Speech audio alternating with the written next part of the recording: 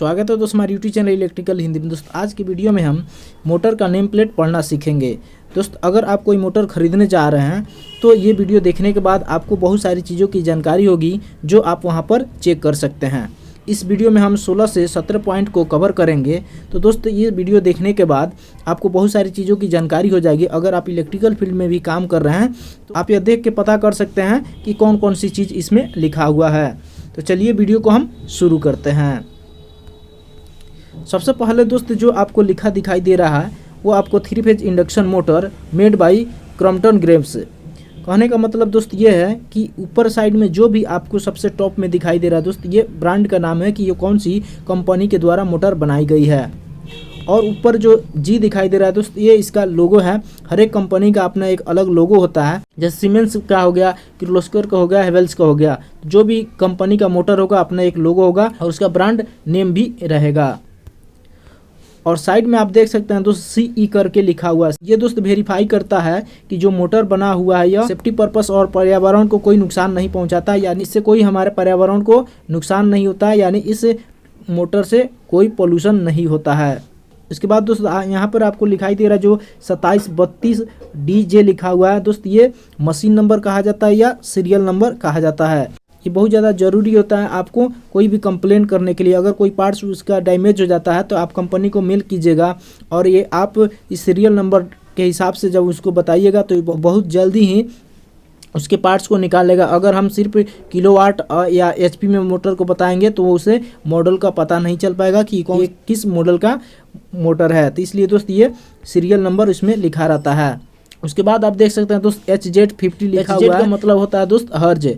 हर्ज जो होता है दोस्त यह फ्रीक्वेंसी का SI मात्रक होता है। जिस तरह करंट का मात्रक एम्पियर होता है उसी तरह फ्रीक्वेंसी का मात्रक हर्ज होता है। और 50 इसलिए लिखा रहता है दोस्त क्योंकि इंडिया का जो फ्रीक्वेंसी है वह 50 हर्ज है, यानी जो भी मोटर हमारे यहाँ बनेगा वह 50 हर्ज के लिए ही अप्लीकेबल होगा। अगर हम इसे 60 हर्ज पर चलाएंगे तो मोटर हमारा ख़राब हो जाएगा।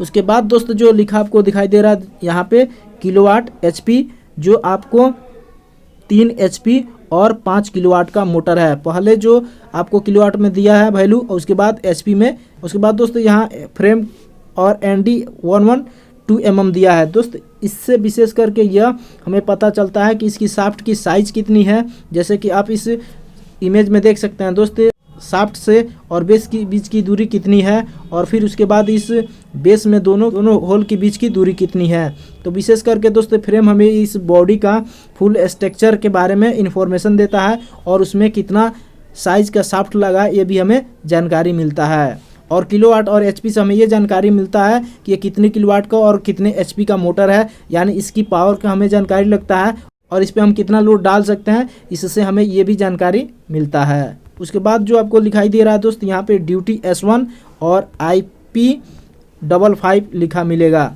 तो ड्यूटी S1 का मतलब दोस्त होता है कि यह मोटर को एक कंडीशन बताता है कि ये मोटर जो है कितने घंटे तक हम इसको रन करा सकते हैं, कितने घंटे हम लगातार इसको चला सकते हैं या नहीं चला सकते हैं। तो ड्यूटी S1 का मतलब होता है नंबर 1 क्वालिटी का, यानी इसको हम 24 घंटा चाहें तो चला सकते हैं, इसमें कोई प्रॉब्लम नहीं होगा। अगर दोस्त हम नंबर 2 यानी अगर ड्यूटी S2 क्लास की हम मोटर को लेंगे तो हम उसे 24 घंटा तक हम लगातार नहीं चला पाएंगे। 24 घंटा तक लगातार चलाएंगे तो मोटर हमारा ख़राब हो जाएगा। और S1 क्लास का जो मोटर होता है दोस्त, अगर हम 24 घंटा भी चलाते हैं तो उस मोटर पे कोई ज़्यादा साइड इफेक्ट नहीं आएगा, यानी वो मोटर नहीं जलेगा। और S2 क्लास का जो मोटर होता है, जैसे हमारे घर पे जो मोटर लगता है पानी टंकी के लिए, वह कुछ टाइम के लिए हम चलाते हैं और फिर उसे हम बंद कर देते हैं। तो इस तरह का जो भी मोटर होता है वो आपका ड्यूटी S2 का होता है। और जो ड्यूटी S1 का मोटर होता है, हम अगर उसे 24 घंटा भी चलाएं तो मोटर हमारा ख़राब नहीं होगा। उसके बाद दोस्त जो IP55 का मतलब होता है इंग्रेस प्रोटेक्शन। इंग्रेस प्रोटेक्शन में दोस्त जो 55 आपको दिखाई दे रहा है, 55 का अलग अलग वैल्यू है। पहला जो वैल्यू आपको शो कर रहा है दोस्त वो आपका वाटर का शो करता है। दूसरा जो वैल्यू है दोस्त वो आपका डस्ट को शो करता है। किसी मोटर पर जो IP लिखा रहता है, यानी जो इंग्रेस प्रोटेक्शन होता है, यह हमें बताता है कि ये मोटर जो है पानी से कितना सेफ है और धूल कण से कितना सेफ है। तो 55 हमें ये बताता है दोस्त कि ये वाटर से सेफ है और 1 mm का जो डस्ट होता है दोस्त उसे यह सेफ है। अगर IP00 करके लिखा है तो इसका मतलब दोस्तों इस पर कोई प्रोटेक्शन नहीं है, यानी अगर थोड़ी सी पानी भी पड़ जाएगा या थोड़ी सी डस्ट भी पड़ जाएगा तो वो मोटर के अंदर चला जाएगा।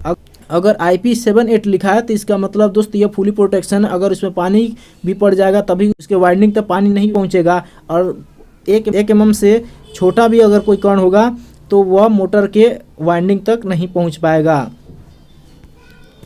उसके बाद दोस्तों जो आपको INS-CL-F दिखाई दे रहा है, ये इंसुलेशन क्लास शो करता है कि जो मोटर का वाइंडिंग है उस पर जो इंसुलेशन वगैरह लगा है वह कैसी कंडीशन में है, टेम्परेचर के रेफरेंस में कितने टेम्परेचर तक वह सह सकता है। तो ये हमें वाइंडिंग का क्लास बताता है कि यह किस क्लास का है। उसके बाद दोस्त जो RPM लिखा गया है इसको हम रेवोल्यूशन पर मिनट कहते हैं। मोटर का चक्कर बताता है कि यह 1 मिनट में कितना राउंड घूमेगा, यानी ये 1 मिनट में कितना चक्कर काटेगा। तो यहाँ पे दोस्त जो RPM लिखा है वो 1430 है, इसका मतलब दोस्त यह 1 मिनट में 1430 बार घूमेगा। उसके बाद दोस्त जो इफिशियंसी FL 85% लिखा हुआ है, यह मोटर का इफिशियंसी बताता है कि फुल लोड पे यह मोटर कितना एफिशिएंट है, यानी कितना एनर्जी के ले रहा है और कितना डिलीवर कर रहा है। अगर हम इसे फुल लोड पे 100 एम्पियर करंट देंगे तो यह 85 एम्पियर करंट का ही काम करेगा, बाकी 15% जो एम्पियर होगा दोस्त वह उसका नुकसान होगा। अगर हम 100 एम्पियर दे रहे हैं तो मात्र हमें 85 एम्पियर का ही काम मिलेगा, बाकी 15% जो है दोस्त वो हमारा नुकसान हो जाएगा। कोई भी जो डिवाइस बनता है दोस्त वह 100% नहीं होता है, यानी जितना हम इलेक्ट्रिकल पावर देंगे उतना हमें मैकेनिकल नहीं मिलेगा। कोई भी जो डिवाइस होता है दोस्त वो 100% इफिशियंसी पे काम नहीं करता है, क्योंकि उसमें कुछ ना कुछ प्रॉब्लम उसमें होता ही है, तो इसलिए दोस्त वह 100% इफिशिएंट नहीं होता है। तो इसलिए दोस्त जो इंडक्शन मोटर होता है वो एक्चुअली में उसमें करंट की लैगिंग होता है, इसलिए यह 85 या 90% इफिशियंसी पर ही काम करता है। उसके बाद दोस्त जो BRG DE/ND और 6306ZZ/6205ZZ ये हमें बताता है दोस्त कि बियरिंग जो लगा है वह कितने नंबर का लगा है और कौन सी साइड में कौन सा बियरिंग लगा है। तो BRG-D का मतलब होता है ड्राइव इंड बियरिंग और BRG-ND का मतलब होता है नॉन ड्राइव इंड बियरिंग। तो ड्राइव इंड हम उस साइड को कहते हैं जहां पर हम लोड को डालते हैं, और जिस साइड में हमारा फैन लगा रहता है कूलिंग करने के लिए मोटर को, तो उसे हम नॉन ड्राइव इंड कहते हैं। तो दोस्त ड्राइव इंड पे 6306ZZ का बेयरिंग लगा है जो जहां पर हम लोड को डालेंगे, और 6205ZZ उस साइड में लगा है बेयरिंग जहां पर हम फैन का इंस्टॉलेशन करेंगे, जहां पर फैन लगता है मोटर के कूलिंग के लिए। और जेड का सिंबल का मतलब होता है दोस्त कि इस बियरिंग में आप देख सकते हैं जो ब्लैक कलर का पट्टी आपको दिखाई दे रहा है दोस्त, ये कवर ऊपर से होता है। अगर जेड नहीं लिखा है तो इसका मतलब दोस्त इसके ऊपर कोई भी पट्टी लगी नहीं मिलेगी।